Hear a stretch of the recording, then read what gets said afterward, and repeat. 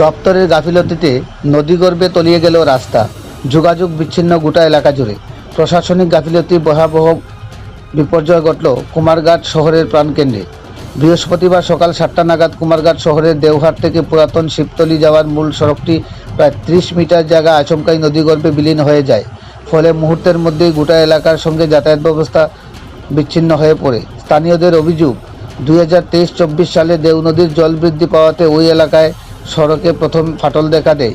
তখন থেকেই রাস্তাটি সংস্কার সহ রাস্তার পাশে ড্রেনের দাবি জানিয়ে আসছিলেন স্থানীয় বাসিন্দারা, কিন্তু দপ্তরের উদাসীনতার কারণে কোনো স্থায়ী উদ্যোগ নেওয়া হয়নি। গত বছর কিছুটা নদীর পাড় সংস্কারের কাজ হলেও তা ছিল অতি নিম্নমানের। এর জেরেই মাত্র কয়েক বছরের মধ্যে ফের নদীগর্ভে চলে গেল এই গুরুত্বপূর্ণ সড়কটি। বর্তমানে ওই রাস্তা ভেঙে যাওয়ায় প্রায় 200 পরিবারের প্রায় 600 এর অধিক মানুষজন মারাত্মকভাবে ভোগান্তিতে পড়েছেন। বিদ্যালয়গামী ছাত্রছাত্রী থেকে শুরু করে কর্মজীবী মানুষ সকলের বিকল্প পথে ঘুরে যেতে বাধ্য হচ্ছেন।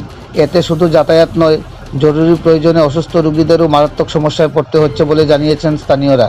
উল্লেখ্য, দেও নদী বন্যা নিয়ন্ত্রণ দপ্তরের অধীনে থাকলেও সড়কটি রক্ষণাবেক্ষণের দায়িত্ব কুমারঘাট পিডব্লিউডি দপ্তরের। ঘটনার খবর পেয়ে ইতিমধ্যে সংশ্লিষ্ট দপ্তরের আধিকারিকেরা ঘটনাস্থল পরিদর্শন করেছেন। এখন দেখার বিষয়, নদীগর্ভে তলিয়ে যাওয়া রাস্তাটি সংস্কারে কুমারঘাট পূর্ত দপ্তর কী পদক্ষেপ গ্রহণ করেন। স্থানীয় এলাকার জনগণের দাবি, অবিলম্বে তলিয়ে যাওয়া রাস্তাটি নির্মাণ সহ স্থায়ী সংস্কারের উদ্যোগ নিতে, নতুবা আগামী বর্ষাকালীন মরশুমে আরও বড় ধরনের বিপর্যয় ঘটতে পারে বলে আশঙ্কা করা হচ্ছে। ফটিকরায় থেকে বিকাশ কপালের রিপোর্ট, শ্যামলী ত্রিপুরা। তারা বান বাঁধলো, তারা নেতা হল আইলো, আইয়া 20 বস্তা 25 বস্তা বালু হলাই দিল। শেষ তারা বালু বানালি, তারা আমরা মারলো আর তারা পয়সা বানাইলো। এবার নেট দিছে কতবার, নেট প্রায় জলে লইয়া একটা নেট হইন তো নাই। কিচ্ছু করেন না তারা, আমরা মারে তারা পয়সা বানায়।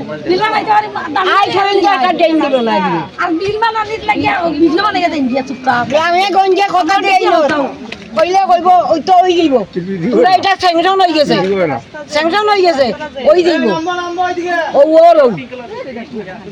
বাড়িঘর নিলে পরে এরপরে তারা দেন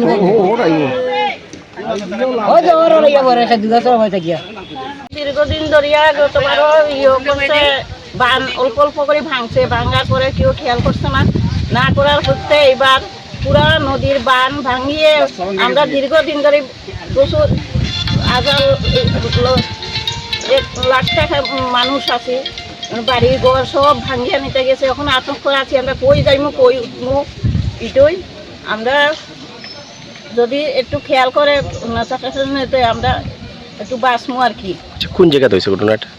দেও নদী, কুমারঘাট শিবতলি দেও নদী ইয়ংস্টার ক্লাবের লগে 4 নম্বর ওয়ার্ডের যে এলাকাতে পাটা ভাঙছে, এটা কি রাস্তা?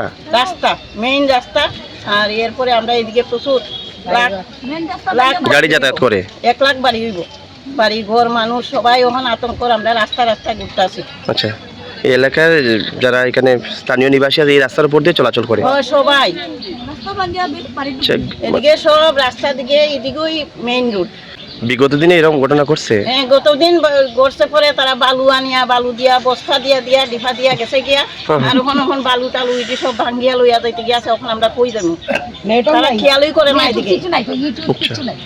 এই বিষয়টা নিয়ে বালু দিয়া তারা ডিফা দিয়া গেছে, বস্তা দিয়া বালু দিয়া ডিফা দিয়া গেছে গিয়া। এখন আমরা কিভাবে থাকি, বাড়িঘর সব আমরা কিভাবে এখন কার বাড়িতে উঠি, রাস্তা আমরা ঘুরতে আসি।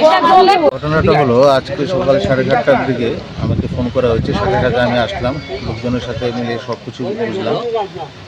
ব্যাপার হয়েছে, এই বান তো অনেক পুরানো, কিন্তু বান পুরানো হলেও আমাদের এই হঠাৎ এই বাঁধের বিপরীত দিকে জল জমার কারণে দীর্ঘদিন থেকে ওটা সিপেজ হয়ে, এটা সম্ভবত আমরা আপাতত বিশ্লেষণ করেছি এই কারণে হতে পারে আর কি। এখন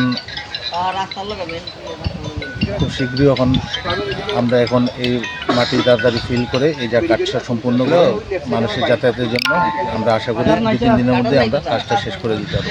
স্যার, এই রাস্তার পাশে তো প্রচুর ঘনবসতিপূর্ণ এলাকা আছে, তাদের কাছে কি আগাম বার্তা দিয়েছেন স্যার, এখানে যে ড্রেন সংস্কারের কারণে বা ড্রেন না থাকার কারণে এই সমস্যাগুলো ঘটতেছে ঘন ঘন? হ্যাঁ, আমরা এস্টিমেটও করে পাঠিয়েছি।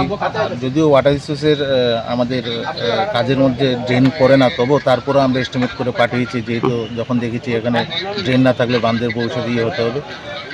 তো আশা করি খুব শীঘ্রই এই কাজটা আমরা হাতে নিতে পারবো। স্যার আমরা যতটুকু জানি গত বছরও এই জায়গাতে ফের একটা অঘটন ঘটেছিল, এভাবে বাঁধ ভাঙ্গে যাওয়ার একটা সংকেত পাওয়া গেছে। তো এবারও পুনরায় হয়েছে স্যার, কি কারণে এই ঘন ঘন হইতেছে বা টেকনিক্যালি দিক দিয়ে আপনারা কী কী সমস্যা পেয়েছেন স্যার?